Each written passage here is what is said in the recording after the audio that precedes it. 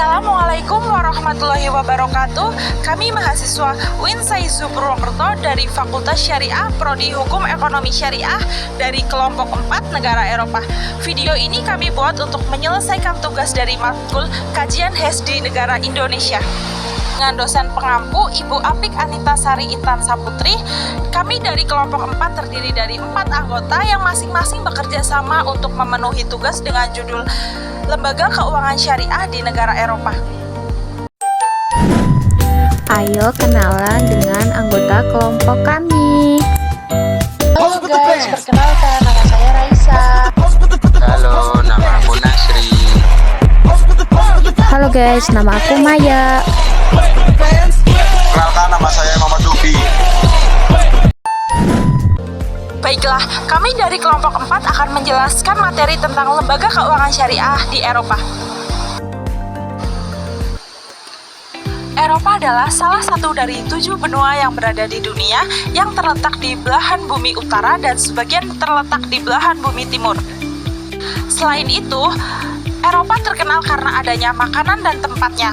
Makanannya yang terkenal di Eropa yaitu seperti pizza, pasta, kemudian ada croissant, dan lain sebagainya. Kemudian tempat-tempat yang terkenal di Eropa yaitu ada Colosseum, Menara Eiffel, Menara Pisa, Big Ben, dan lain sebagainya. Masih Materi yang kedua ada perkembangan negara-negara di Eropa.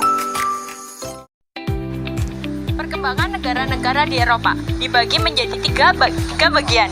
Yang pertama yaitu ada demokrasi, ekonomi, dan budaya. Yang pertama itu ada demokrasi.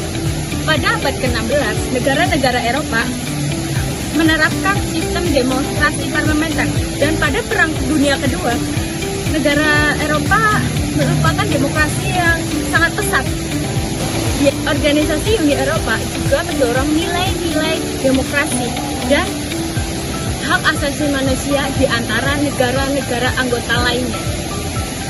Perkembangan negara Eropa pada tahun 2022. Terjadi penurunan sektor demokrasi yang sudah lama berdiri dan kuat, termasuk Austria, Luxembourg, Belanda, Portugal, dan Inggris Raya. Penurunan tersebut telah memengaruhi sejumlah indikator yang paling umum adalah aturan hukum, terutama penegakan hukum yang dapat diprediksi, dan kebebasan pers. Meskipun negara-negara ini tetap berkinerja tinggi, dalam sebagian besar faktor penurunan tersebut menyoroti pentingnya kewaspadaan terus-menerus dalam mempersiapkan demokrasi untuk masa depan.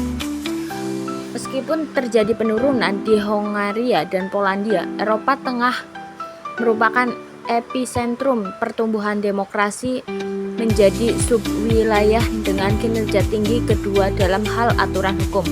Slovenia mengalami peningkatan demokrasi yang luar biasa dan kini berada di antara negara-negara dengan kinerja 25% teratas dalam hal ketiadaan korupsi di tingkat global. Uni Eropa memobilisasi persatuan intra-UE untuk mendukung dan membantu Ukraina dan mengambil langkah-langkah untuk menghidupkan kembali proses perluasan dan perlindungan norma-norma demokrasi di negara-negara anggotanya. Yang kedua ada ekonomi. Pada tahun 1960-an, negara-negara Eropa memiliki kemajuan seperti Prancis dan Inggris mengalami penurunan.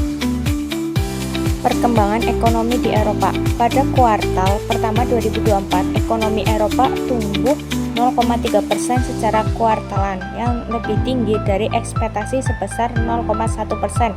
Pertumbuhan ini menjadi yang tertinggi sejak kuartal 3 2022. Pada tahun 2023, pertumbuhan PDB real Uni Eropa sebesar 1,3%. Di Eropa Timur dan Kaukasus, pertumbuhan PDB diperkirakan sebesar 1,9% pada tahun 2023 dan 3,1% pada tahun 2024. Di Ukraina, pertumbuhan PDB diperkirakan sebesar 1% pada tahun 2023 dan 3% pada tahun 2024.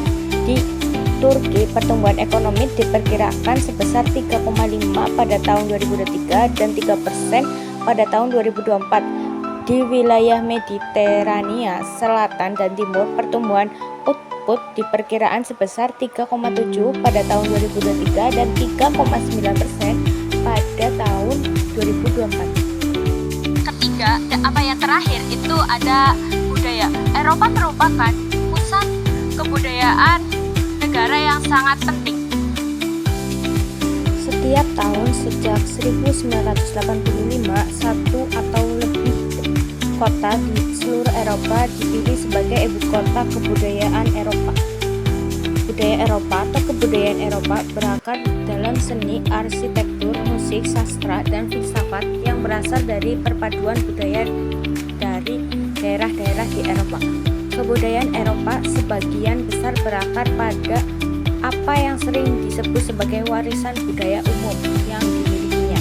Pembentukan kebudayaan Eropa dipengaruhi oleh kebudayaan Yunani, kebudayaan Romawi kuno, dan kebudayaan Celt. Hasil kebudayaan Eropa antara lain seni arsitektur, seni patung, seni lukis, serta pemikiran filsafat, agama, dan ilmu. Kebudayaan Eropa juga menghasilkan salah satu aksara yang paling banyak digunakan di dunia, yaitu aksara Latin. Selanjutnya, ada isu-isu yang ada di negara Eropa. Adalah isu-isu yang berada di negara Eropa. Saat ini kita menyaksikan bahwa rasisme di negara Eropa itu sangat merajalela, terutama bagi kaum umat Muslim. Hal ini dipicu oleh konflik Timur Tengah yang diperburuk oleh retorika anti-Muslim yang didemonisasi di seluruh benua. Alih-alih memperlebar pepecahan dalam masyarakat, kita harus memastikan bahwa setiap orang di Uni Eropa merasa aman dan dihormati tanpa memandang warna kulit, latar belakang agama mereka. Juru bicara ASRA, Nicola Roman juga menggarisbawahi Solusi untuk mencegah kebangkrutan bank-bank top Eropa. Solusi jangka pendek, penyuntikan dana, pengawasan ketat, rekapitalisasi, pengelolaan resiko. Kemudian solusi jangka panjang, reformasi struktural, pengaturan regulasi, pendidikan keuangan, diversitas portofolio, pengembangan teknologi. Kemudian solusi preventif, pengawasan keuangan mikro, pengelolaan risiko sistematik, pengaturan kapitalisasi, pengembangan sistem peringatan dini, sama kerjasama internasional. Terima kasih kepada Ibu dosen pengampu matkul kajian HES di Indonesia, Ibu Apik Anita Sari Intan Saputri. Kemudian terima kasih kepada instansi UIN Saizu Purwokerto, dan terima kasih kepada teman-teman kelompok 4 negara Eropa. Bila ada kesalahan kami mohon maaf. Wassalamualaikum warahmatullahi wabarakatuh. Dadah.